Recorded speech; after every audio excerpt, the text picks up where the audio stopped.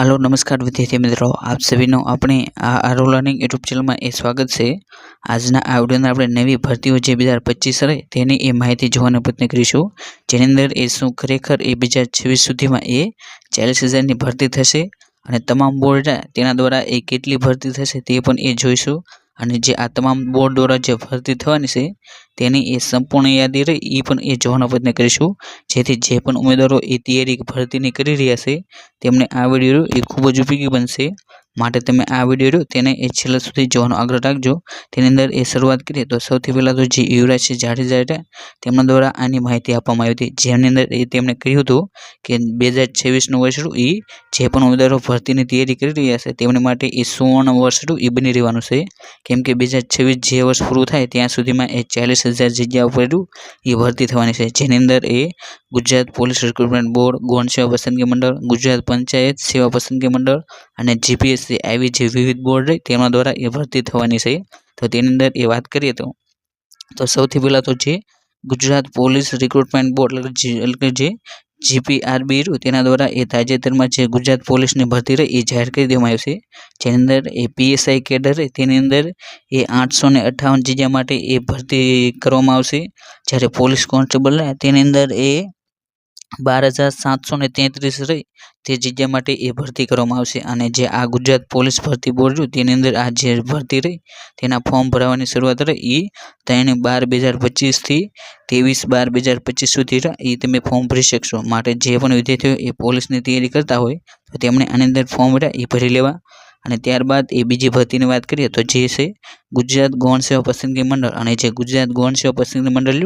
તેની અંદર જે સીસી જે ગ્રુપ એ અને જે ગ્રુપ બી તેની અંદર એ 5,500થી વધુ જગ્યા તેની અંદર એ ભરતી થશે, એટલે કે જે આ ગ્રુપ એ અને બી જુનિયર ક્લાર્કની તે જ એ ખાલી 5,500 છે અને આના સિવાય જે ગુજરાત ગૌણ સેવા પસંદગી મંડળ એ અન્ય ભરતીઓની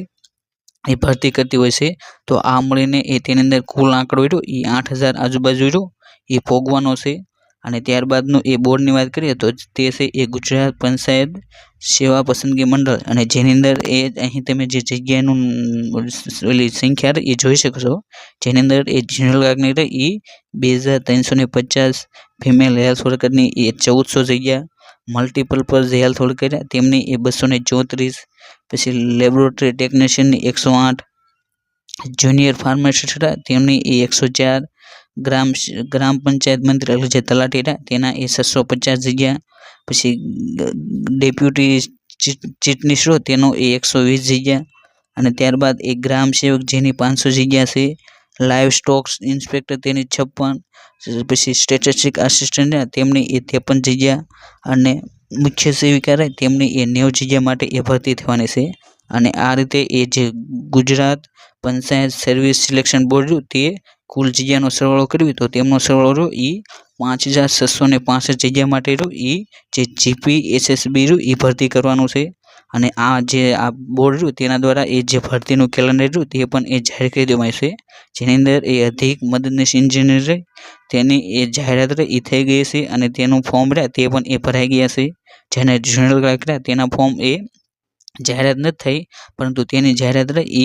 ફેબ્રુઆરી અથવા તો માર્ચ મહિનામાં એ થવાની છે। ત્યારબાદ એ ફિમેલ હેલ્થ વર્કર તેની જાહેરાત એ ડિસેમ્બર 2025માં, મલ્ટીપર્પઝ હેલ્થ વર્કર તેની જાહેરાત એ ડિસેમ્બર 2025માં, લેબોરેટરી ટેકનિશિયનની એ ડિસેમ્બર 2025માં, જુનિયર ફાર્માસિસ્ટની એ ડિસેમ્બર 2025માં,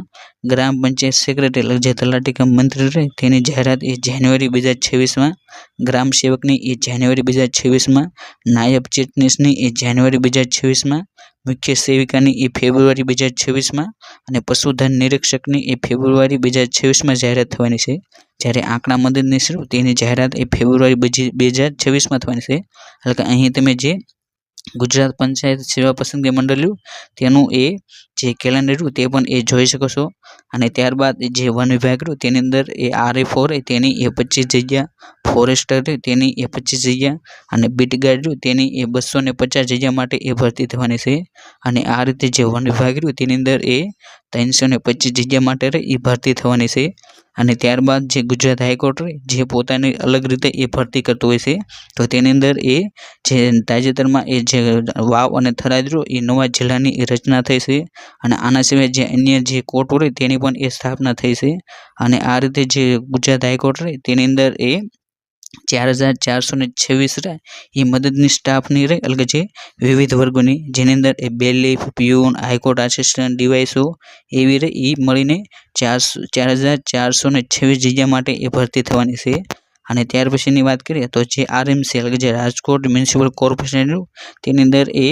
2024-25માં એ 765 જે ઉમેદવારો તેમની એ ભરતી થઈ હતી। અને હવે પછી જે 25-26નું જે વર્ષ તેની અંદર એ 335 જે ઉમેદવારો તેમની એ ભરતી થવાની છે, જેની અંદર એ ક્લાસ 1 અધિકારી તે એ 10,